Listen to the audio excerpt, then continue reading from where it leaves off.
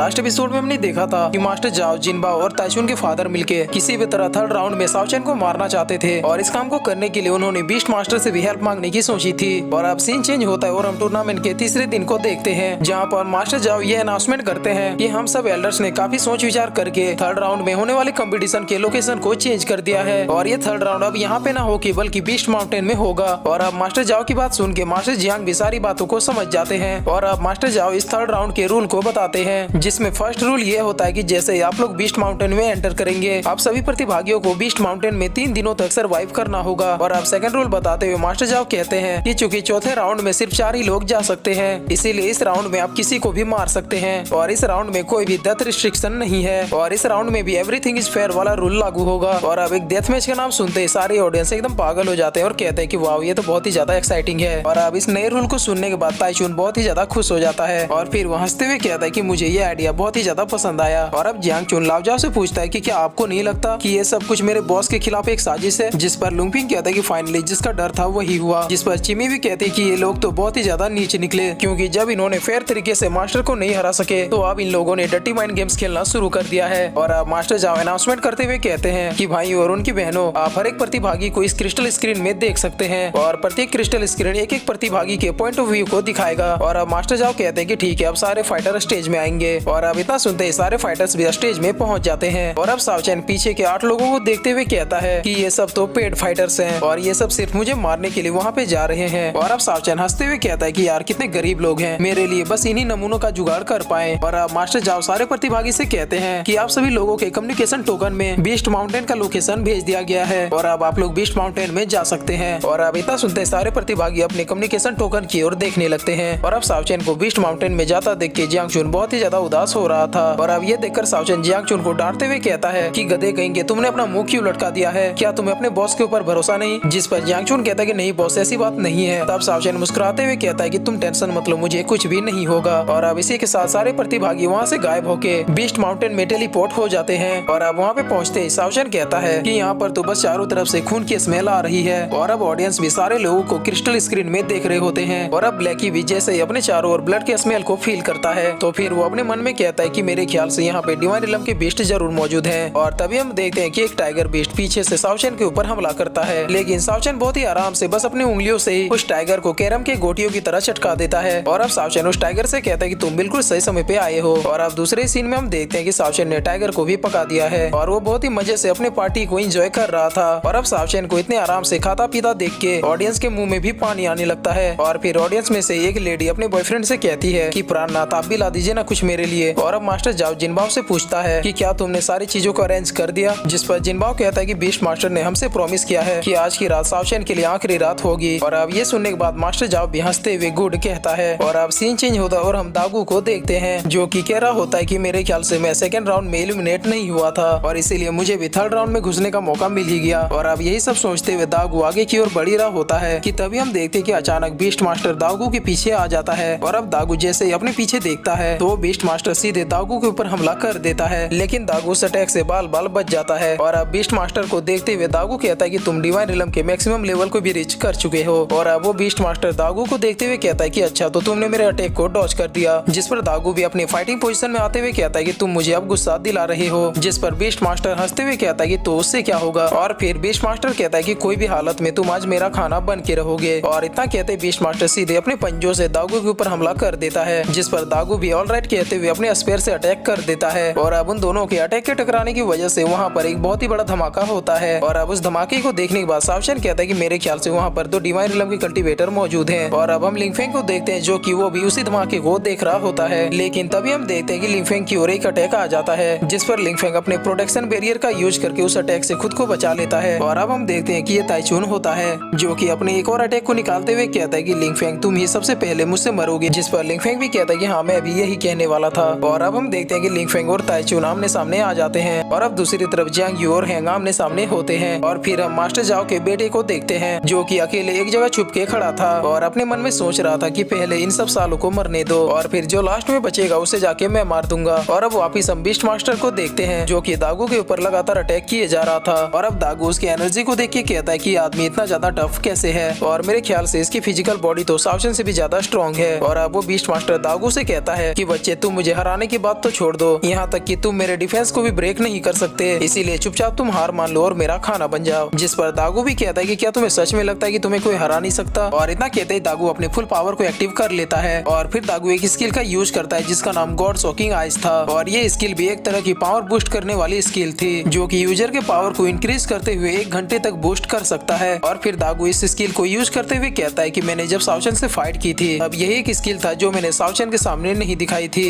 और अब दागू God shocking spare के फर्स्ट फॉर्म को यूज करता है जिसकी वजह से बहुत सी भेड़िया बीस्ट मास्टर के पीछे पड़ जाती है। और अब इस स्किल को देखते हुए बीस्ट मास्टर कहता है कि आखिरकार ये है क्या। और फिर बीस्ट मास्टर उस अटैक से बच के भागने लगता है। और अब बीस्ट मास्टर को ऐसे भागता देख के दागू कहता है कि तुम कहीं भी नहीं भाग सकते। और अब बीस्ट मास्टर अचानक रुक जाता है और फिर अपने सारे बीस्ट के फॉर्म को निकालते हुए कहता है कि भले ही तुम स्ट्रॉन्ग हो लेकिन फिर भी आज तुम मरोगे। और इतना कहते ही हम देखते हैं कि बीस्ट मास्टर अपने 4 थ्योरियों को बाहर निकाल लेता है और फिर वो अपनी पावर्स को कंबाइन करके दागू के ऊपर एक और अटैक कर देता है। और अब दागू उसके अटैक से बचते हुए कहता है कि तुम तो सच में एक बहुत ही बड़े डफर हो। और अब इतना कहते ही दागू अपनी पावर की मदद से बीस्ट मास्टर को चारों तरफ से जकड़ लेता है और फिर सीधे बीस्ट मास्टर को मारने के लिए अपने स्पेयर से अटैक कर देता है। जहाँ पर हम देखते हैं कि बीस्ट मास्टर की एक थ्योरी बहुत ही आराम से उस अटैक को रोक लेता है। और अब बीस्ट मास्टर चिल्लाते हुए कहता है कि बच्चे अब तुमने सच में मुझे बहुत ही ज्यादा गुस्सा दिला दिया है और अब तो तुम्हें मरना ही होगा। और अब इतना कहते ही वो बीस्ट मास्टर उन सारे बेड़ियों को तोड़ देता है। लेकिन तभी दागू भी अपने गॉड शॉकिंग स्पेयर के सेकंड फॉर्म को एक्टिव कर देता है और फिर वो स्पेयर सीधे जाके बीस्ट मास्टर के आर पार हो जाती है। और अब बीस्ट मास्टर जमीन पे गिरते हुए कहता है कि तुमने मेरे थ्योरी को ब्रेक कर दिया है। जिस पर दागू कहता है कि हाँ मैंने तुम्हारे थ्योरी को पूरी तरह से डिस्ट्रॉय कर दिया है और अब तुम मेरे सामने बस एक यूजलेस भद्दे बीस्ट हो। और अब ये सुनते ही वो बीस्ट मास्टर कहता है कि बच्चे तुम कितने ज्यादा नादान हो। और इतना कहते ही वो बीस्ट मास्टर सीधे अपने लाइन पंच से दागू के ऊपर अटैक कर देता है और फिर दागू को बिना कोई मौका दिए उसके ऊपर टाइगर क्लॉज का भी यूज कर देता है जिसकी वजह से दागू सीधे जमीन पे जाके धंस जाता है। और अब बीस्ट मास्टर दागू के पास आता है और दागू से कहता है कि बच्चे तुम मुझे कभी भी नहीं हरा पाओगे क्योंकि मेरे पास एक से ज्यादा थ्योरी है। और अब बीस्ट मास्टर की बातों को सुनने के बाद दागू को बहुत ही ज्यादा गुस्सा आ जाता है और फिर वो कहता है कि क्या तुम सच में मुझसे फाइट करना चाहते हो। जिस पर बीस्ट मास्टर कहता है कि तुम अपनी बकवास बंद करो क्योंकि मुझे तुम्हें मारने का मिशन दिया गया है तो आज तो तुम्हें किसी भी हालत में मरना होगा साउचेन। और अब दागू जैसे ही साउचेन का नाम सुनता है वो बहुत ही ज्यादा हैरान हो जाता है और फिर वो बीस्ट मास्टर से कहता है कि मेरा नाम दागू है, मैं साउचेन नहीं हूँ और मेरे ख्याल से तुम्हें कोई गलत फहमी हुई है। जिस पर बीस्ट मास्टर कहता है कि तुम मुझसे झूठ बोलने की कोशिश मत करो क्योंकि मैं तुम्हारी स्मेल से ये बता सकता हूँ कि तुम अपर इलम से हो और आज तुम्हें हर हाल में मरना ही होगा। और अब अपर इलम का नाम सुनते दागू कहता है कि तुम्हें कैसे पता कि साउचेन अपर इलम से है। और फिर दागू बीस्ट मास्टर से कहता है कि तुम मुझ पे हमला करना बंद करो क्योंकि मैं भी साउचेन को ही मारने के लिए यहाँ पे आया हूँ और हम दोनों का टारगेट एक ही है। और अब दागू की बात को सुनने के बाद बीस्ट मास्टर अपने एक अटैक को फिर से एक्टिव करने लगता है और फिर वो दागू से कहता है कि आज तुम्हारा कोई भी झूठ नहीं चलने वाला और अब तुम नर्क में जाने वाले हो। और अब दागू बीस्ट मास्टर के अटैक से बचने के लिए वो भी एक अटैक को एक्टिव करने लगता है और फिर दागू बीस्ट मास्टर से कहता है कि अबे भौंदे मैं सच में सावचेन नहीं हूँ। जिस पर बीस्ट मास्टर भी उसके ऊपर अटैक करते हुए कहता है कि तुम मुझे मूर्ख समझने की गलती मत करना। और अब दागू बीस्ट मास्टर के अटैक से खुद को बचाता हुआ ये सोच रहा होता है कि अगर मेरी पावर यहाँ पे आने से कम नहीं हुई होती तो फिर मैं इस बेअकल बीस्ट को यहीं पे ठिकाने लगा देता।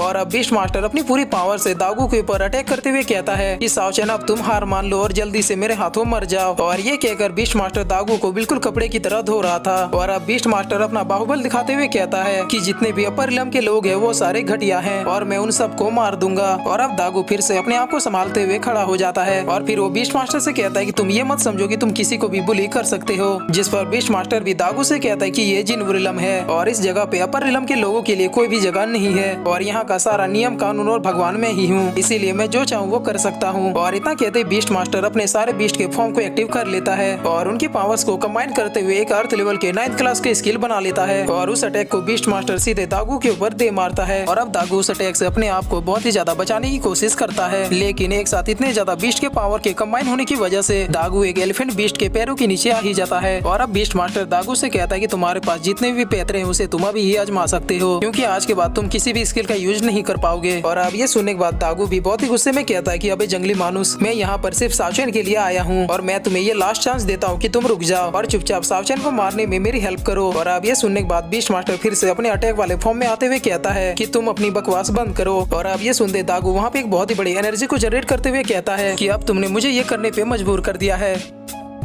और फिर इसी के साथ ये एपिसोड यहीं पे खत्म होता है।